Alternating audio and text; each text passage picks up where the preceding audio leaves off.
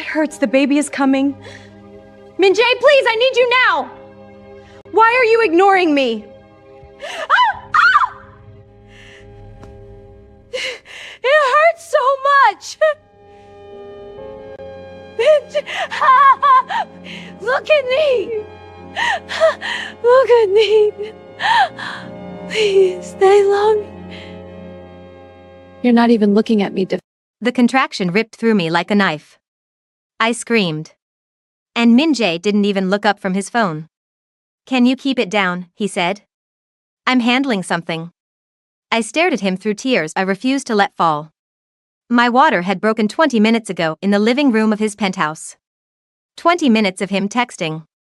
20 minutes of me doubled over, gripping the marble counter, while he stood 10 feet away like I was an inconvenience. Min-jae. My voice shook. The baby is coming. I heard you the first time. He finally looked up. His hand hovered over the screen, just for a second. Like he was actually considering putting it down. Then his phone buzzed again. And he chose. He looked back down and kept typing. That's when I saw her name. Yuna. What would you do if the person you loved chose someone else in your most vulnerable moment? My name is Amara Chen. 3 months ago, I thought I'd found safety. I'd met Kong Min-jae at a charity gala in Seoul, powerful, controlled, untouchable. He owned half the city through legitimate holdings and the other half through networks people whispered about but never named. I didn't care about the whispers. I cared that when he looked at me, I felt seen for the first time since my mother died. We married 6 weeks later. Private ceremony. No guests. Just his lawyer as witness. I thought it was romantic. I didn't realize it was strategic. The pregnancy happened fast. He'd smiled when I told him. Kissed my forehead. Said, this changes things. I thought he meant it made us closer. I was wrong. What I didn't tell him, what I'd never told anyone, was that my father wasn't dead like I'd said. Richard Chen was very much alive. And very much the kind of man Min-jae would have run background checks on if he'd known his real name. But I'd been estranged from my father for 8 years. I'd changed my last name back to my mother's maiden name after she passed. Built a life Min-jae could verify, marketing consultant, modest apartment, normal existence. He never knew I'd grown up in boardrooms and private jets. He never knew my father controlled more wealth than Min-jae would see in 3 lifetimes. And I'd planned to keep it that way. Until tonight. Another contraction.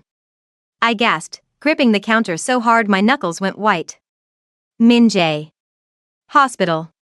Now. He set his phone down. For a moment, one brief, fragile moment, I thought he'd actually do it. He stepped toward me. Then his phone lit up on the counter. Yuna, my flight just landed early. Can you come now? I watched his face change. Watched him look at me, then at the phone, then back at me. Watched him choose. Yuna's flight landed early, he said. I need to pick her up. The room tilted. What? She's coming back from Paris. I told you this. You told me your business associate was traveling. You didn't tell me. Another wave of pain cut through me. You didn't tell me you were picking her up while I'm in labor. The baby isn't coming for hours. First births take forever.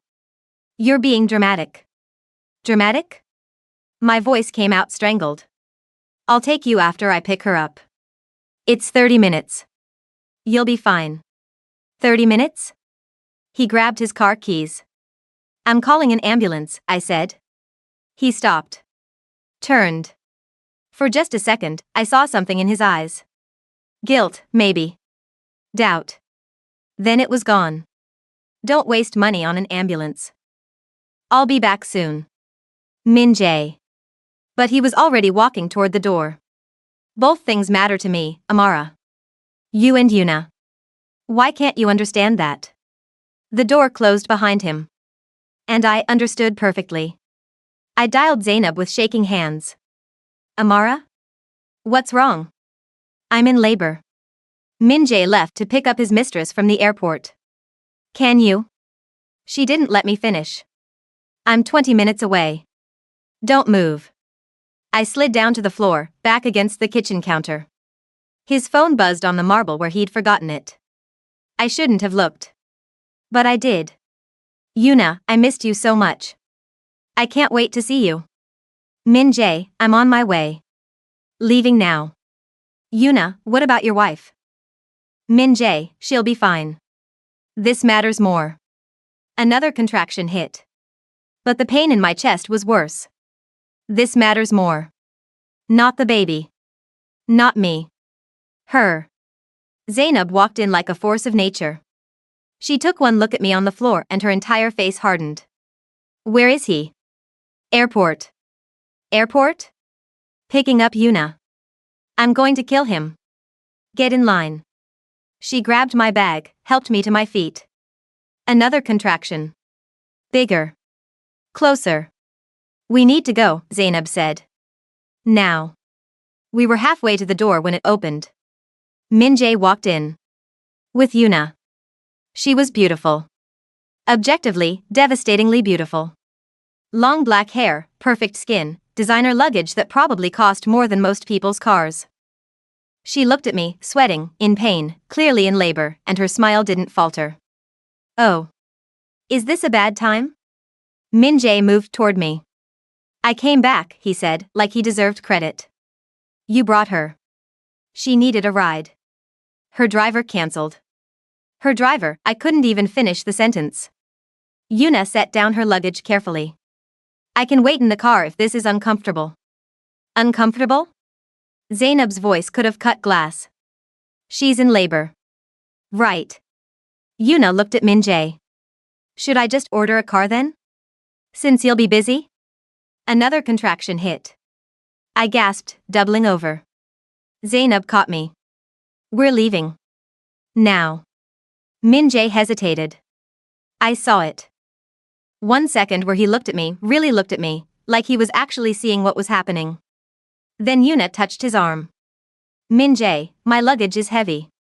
And just like that, the moment was gone. He turned to her. I'll help you. I straightened despite the pain. Looked at him. Don't bother coming to the hospital. Amara. I mean it. Stay with her. It's clearly what you want. For a second, just a second, he looked conflicted. Then Yuna laughed. Light. Dismissive. She's being dramatic. First-time mothers always are.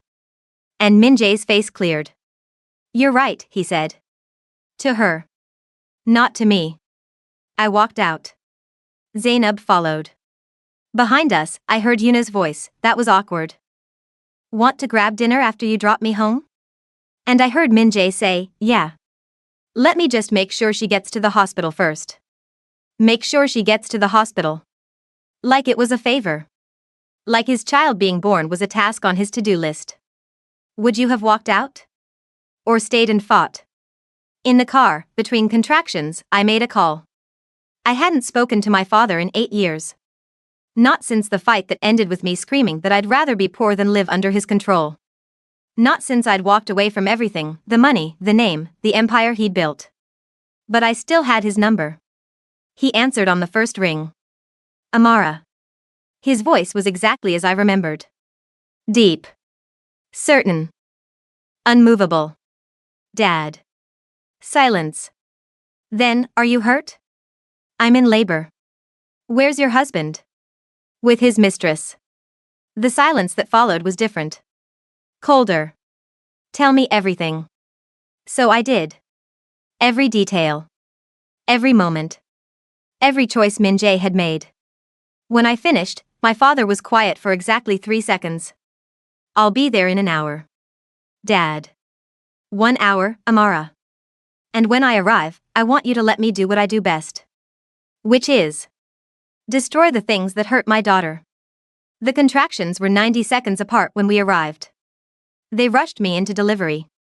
Zainab stayed by my side, holding my hand, whispering that I was strong, that I could do this. Min-jae showed up 45 minutes later. He walked in like he was attending a board meeting he didn't particularly care about. How much longer? The doctor didn't even look at him. Hard to say. Could be soon. Could be hours. He checked his phone. My phone, his phone, the one he'd left behind, buzzed on the side table. Yuna, when are you coming back?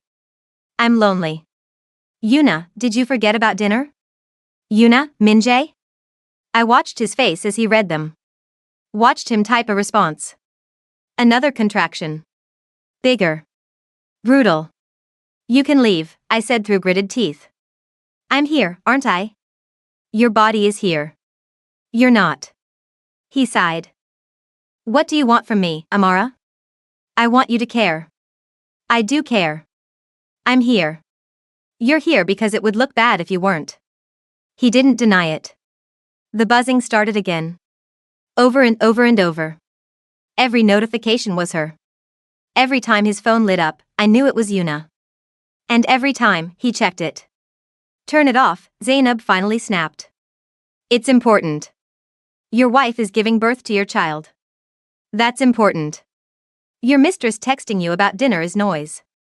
Min-jae's jaw tightened. You don't understand our situation. Oh, I understand perfectly. Another contraction. The doctor checked. You're fully dilated. It's time. Everything blurred after that.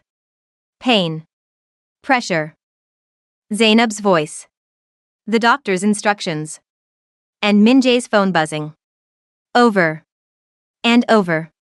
And over. One more push, the doctor said. I pushed. And my daughter was born. They placed her on my chest, tiny, perfect, wailing. I looked down at her and felt my entire world shift. This mattered. She mattered. Everything else fell away. She's beautiful, Zainab whispered, crying. I looked at Min-jae. He was staring at his phone. Min-jae. He glanced up. Your daughter was just born. He looked at her. Really looked. And for 1 second, one fragile, impossible second, I saw something in his face. Wonder, maybe.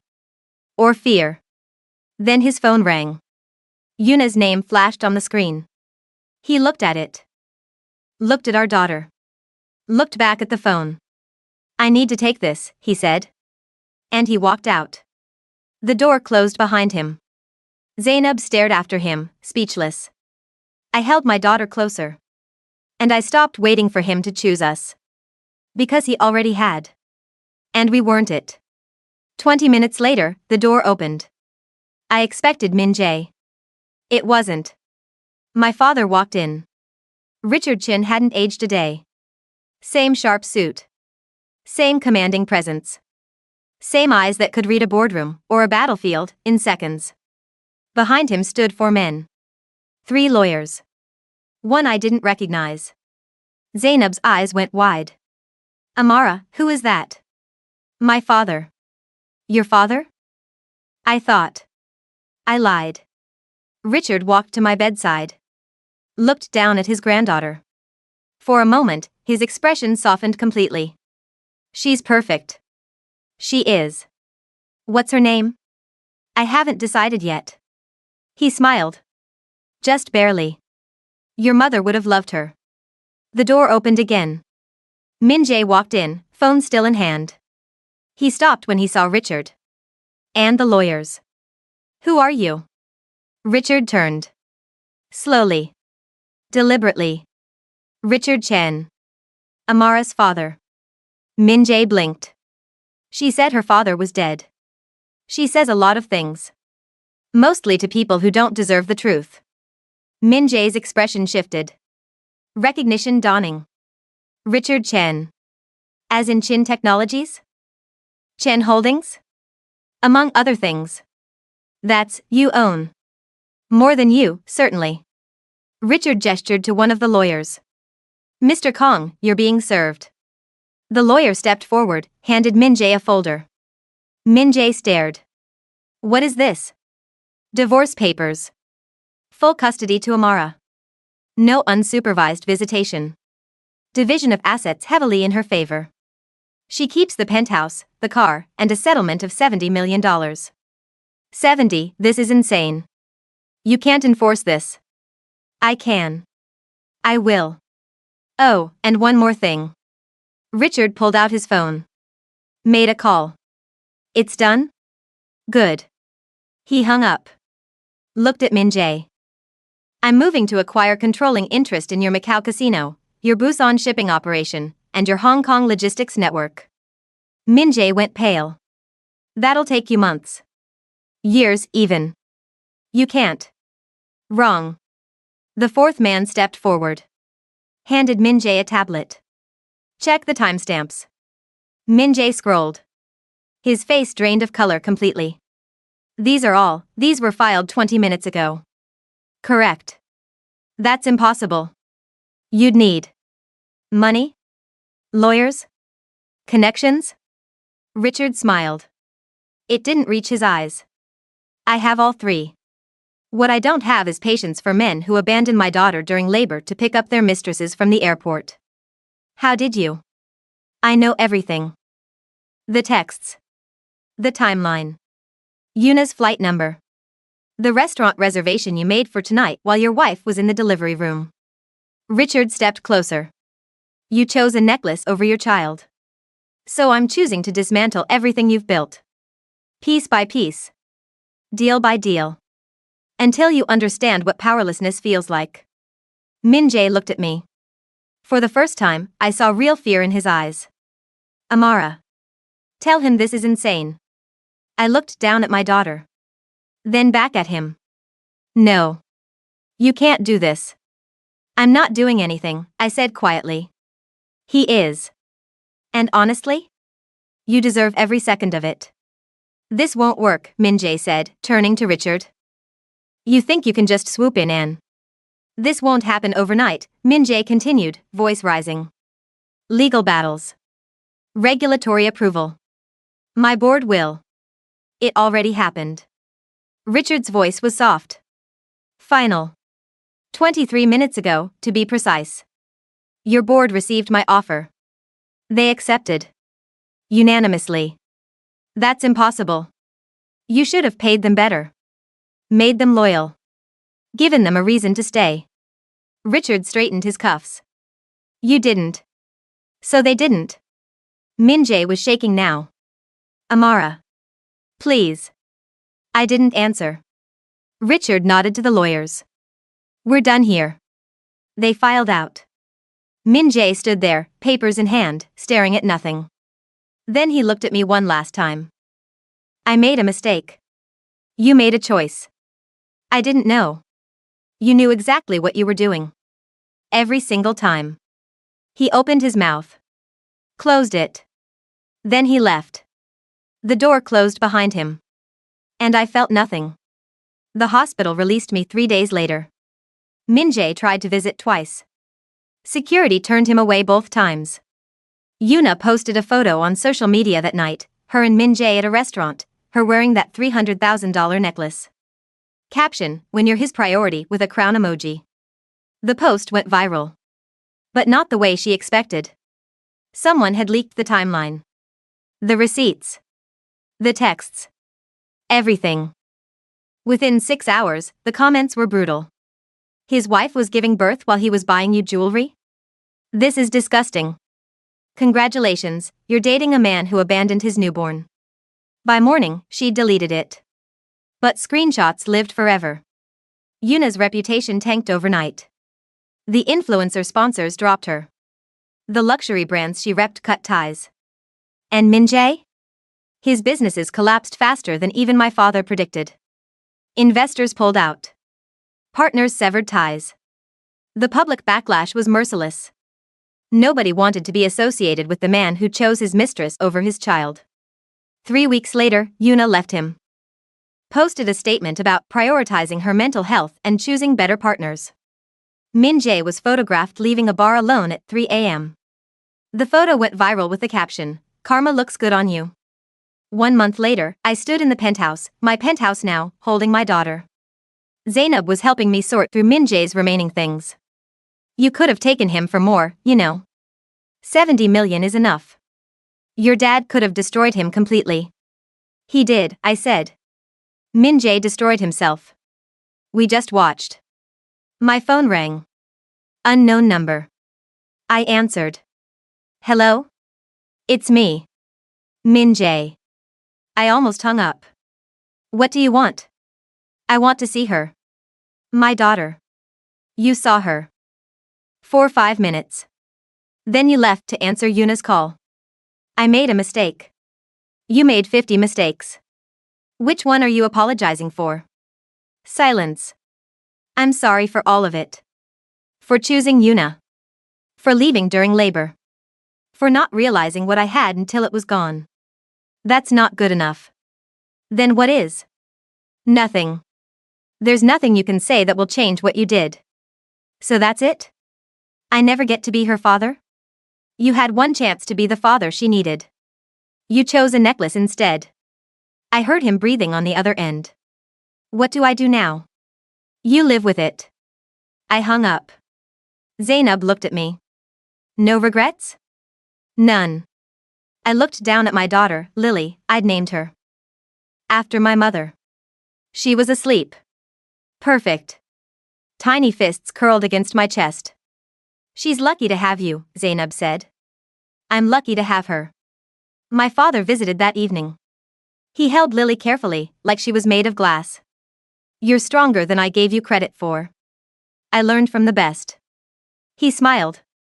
Your mother was stronger than both of us. I meant you. We sat in silence for a while. Thank you, I said finally. For coming. For everything. You're my daughter. I'd burn down the world for you. I know. He kissed Lily's forehead. Then mine. You didn't need me to save you, Amara. You were already saving yourself. I just made sure the consequences arrived faster. After he left, I sat by the window, holding Lily, watching the city lights. Min-jae was out there somewhere. Learning what it felt like to lose everything. And I didn't feel sorry for him. I felt free. Stories like this always leave something behind, a question you don't ask out loud.